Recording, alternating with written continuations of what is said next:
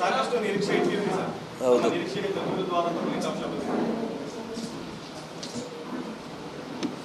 ಮೊದಲನೇದಾಗಿ ಮಂಡ್ಯ ಲೋಕಸಭಾ ಕ್ಷೇತ್ರದಲ್ಲಿ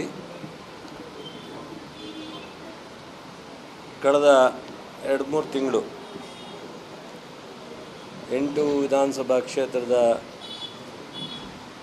ಕಾರ್ಯಕರ್ತರು ಮುಖಂಡರು ಸಾಕಷ್ಟು ಚುನಾವಣೆಗೆ ಸ್ಪಂದಿಸಿ ಕೆಲಸ ಮಾಡಿದ್ದಾರೆ. ಅವ್ರಿಗೂ ನಾನು ಶಾಸಕರು ನನ್ನ ವೈಯಕ್ತಿಕವಾಗಿ ಪಕ್ಷದ ಪರವಾಗಿ ಅವರೆಲ್ಲರಿಗೂ ನನ್ನ ಕೃತಜ್ಞತೆಗಳನ್ನ ಸಲ್ಲಿಸ್ತೀನಿ. ಜೊತೆಗೆ ಏನು 5 ಲಕ್ಷಕ್ಕಿಂತ ಹೆಚ್ಚು ಮತವನ್ನು ನಮ್ಮ ಅಭ್ಯರ್ಥಿಯಾದಂಥ ಸ್ಟಾರ್ ಚಂದ್ರು ಅವರಿಗೆ ಮತ ಹಾಕಿದ್ದಾರೆ. ಅವ್ರಿಗೂ ಸಹ ನನ್ನ ವೈಯಕ್ತಿಕವಾಗಿ ಮತ್ತು ಎಲ್ಲ ಶಾಸಕರ ಪರವಾಗಿ ಪಕ್ಷದ ಪರವಾಗಿ ಕೃತಜ್ಞತೆಯನ್ನು ಸಲ್ಲಿಸ್ತೀನಿ.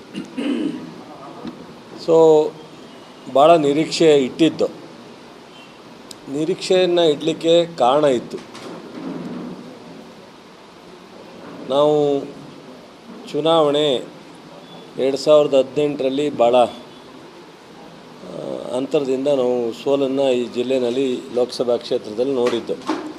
ಅದಾದ ಮೇಲೆ ಬಹುತೇಕ ಎಲ್ಲ ಚುನಾವಣೆಗಳು ನಮಗೆ ಕೈ ಹಿಡಿದಿತ್ತು. ಈ ಲೋಕಸಭಾ ಕ್ಷೇತ್ರದ ಎಲ್ಲ ಮತದಾರರು ಸಹ ನಮಗೆ ಶಕ್ತಿಯನ್ನು ತುಂಬಿದರು. 2023-8ರಲ್ಲಿ 7 ಕ್ಷೇತ್ರವನ್ನು ನಮಗೆ ಗೆಲ್ಲಿಸೋದ್ರ ಮೂಲಕ ನಡಿ ಈಗ ಶುರು ಮಾಡೋಣ. ಕೇಸರಿಯಿಂದ ಮನೋಲ್ಲಾಸ ಮನಸ್ಸು ಮತ್ತೇರಿ ಕುಣಿದಾಡಿದೆ ನೋಡು, ಮನಸ್ಸು ಮತ್ತೇರಿ ಕುಣಿದಾಡಿದೆ ನೋಡು. ಕ್ಷಣ ಕ್ಷಣವೂ ಆಚರಿಸಿ ಕೇಸರಿ ಹಬ್ಬ. ವಿಮಲ್ ಬಾಯಲ್ಲಿ ಹೇಳಿ ಕೇಸರಿ. ರಾಜ್ಯದಲ್ಲಿ ಸರ್ಕಾರ ರಚನೆ ಆಗೋಕ್ಕೆ ಅವಕಾಶವನ್ನು ಮಾಡಿದಂಥದ್ದು. ಮತ್ತು ಅದಾದ ಮೇಲೆ ನಾವು ಸಹ ಈ ಗ್ಯಾರಂಟಿಯನ್ನು ಕೊಡೋದ್ರ ಮೂಲಕ ಪ್ರತಿ ಕುಟುಂಬಕ್ಕೆ ಉಚಿತವಾದಂಥ ಕರೆಂಟ್ ಇರ್ಬೋದು, ಪ್ರತಿ ಕುಟುಂಬಕ್ಕೆ 2,000 ರೂಪಾಯಿ ಗೃಹಲಕ್ಷ್ಮಿ ಯೋಜನೆಯನ್ನು ಕೊಟ್ಟಿದ್ದಿರ್ಬೋದು, ಮತ್ತು ಪ್ರತಿ ರಾಜ್ಯದಲ್ಲಿ ಅಥವಾ ನಮ್ಮ ಲೋಕಸಭಾ ಕ್ಷೇತ್ರದಲ್ಲಿ ಎಲ್ಲ ಮಹಿಳೆಯರಿಗೆ ಉಚಿತವಾಗಿ ಪ್ರಯಾಣವನ್ನು ಕೊಟ್ಟಿದ್ದು. ಜೊತೆಗೆ ಅನ್ನಭಾಗ್ಯ 10 kg ಅಕ್ಕಿಯನ್ನು ವಿತರಣೆ ಮಾಡಿದ್ದು. ಯುವ ನಿಧಿನೂ ಸಹ ಪ್ರಾರಂಭ ಮಾಡಿ ನಾವು ಜನರಿಗೆ ಸಾಕಷ್ಟು ಯೋಜನೆಗಳನ್ನ ಕೊಟ್ಟಿದ್ದೀವಿ, ಸೌಲಭ್ಯ ಕೊಟ್ಟಿದ್ದೀವಿ. ಅಭಿವೃದ್ಧಿನೂ ಸಹ ಈ ಜಿಲ್ಲೆಯಲ್ಲಿ ಸ್ವತಂತ್ರ ಬಂತವಿಂದ ಇಲ್ಲಿವರೆಗೆ ಕೃಷಿ ಜಿಲ್ಲೆ,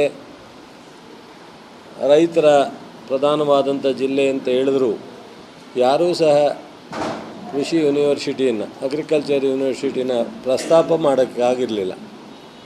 ಸೊ ಅದನ್ನು ಸಹ ಈ ಬಜೆಟಲ್ಲಿ ಸೇರಿದ್ದು.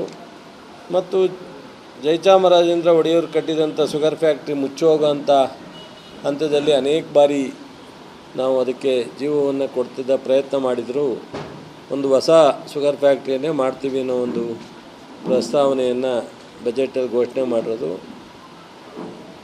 BC ಹೇಮಾವತಿ ಅಚ್ಚುಕಟ್ಟಿನಲ್ಲಿ ನಾಲಾ ಅಭಿವೃದ್ಧಿಗೆ ಮತ್ತು ರಸ್ತೆಗಳಿಗೆ, ಕಾಲೇಜು, ಈ ರೀತಿ ಅನೇಕ ಪ್ರಾಥಮಿಕ ಸಾಲ ಎಲ್ಲವನ್ನು ನಾವು ಅಭಿವೃದ್ಧಿ ಕಡೆ ನೋಡಿದಾಗ ಬಹುಶಃ ನಾವು ನಿರೀಕ್ಷೆಯನ್ನು ಇಟ್ಟಿದ್ದು. ಹಾಗೆ ರಾಷ್ಟ್ರ ಮಟ್ಟದಲ್ಲೂ ಸಹ ಅನೇಕ ಹೊಸ ಘೋಷಣೆಗಳು ಸಹ ನಮ್ಮ ರಾಹುಲ್ ಗಾಂಧಿಯವರು, ಮಲ್ಲಿಕಾರ್ಜುನ್ ಖರ್ಗೆಯವರು